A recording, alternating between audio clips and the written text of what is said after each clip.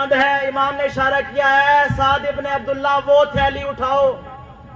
اس نے تھیلی اٹھائی, اس کو کھولا, کہا یہ فلاں شیعہ جو اس علاقے میں رہتا ہے اس کا مال ہے, اس کو جا کے ہمارا سلام بھی دے دینا اور کہہ دینا مولا نے تمہارا مال قبول کر لیا. اور پھر کہا وہ فلاں تھیلی اٹھاؤ. اس نے جب تھیلی کو اٹھایا کہا یہ وہ تھیلی ہے جو فلاں مقام پہ رہنے والے شیعہ نے بھیجی ہے, اس کو کہہ دینا ہم نے اس کو قبول نہیں کیا.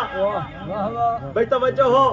کہا ہم نے اس کو قبول نہیں کیا. کہا مولا وہ کیوں؟ کہا اس لیے کہ یہ اس نے ایسے مال سے ادا کی کہ جب اس نے گندم کو تولا اپنے لیے پوری تولی, اپنے بھائی کے لیے تولی تو ناقص تولی. اس نے مال صحیح سے نہیں تولا, مال حرام ہے اسے واپس کر دو. جب سارے مال کا امام نے بتا دیا نا, ایک مرتبہ سعد ابن عبداللہ جانے لگا, مولا نے کہا وہ لباس تو دے دے جو ایک ضعیف عورت نے میرے لیے بھیجا تھا.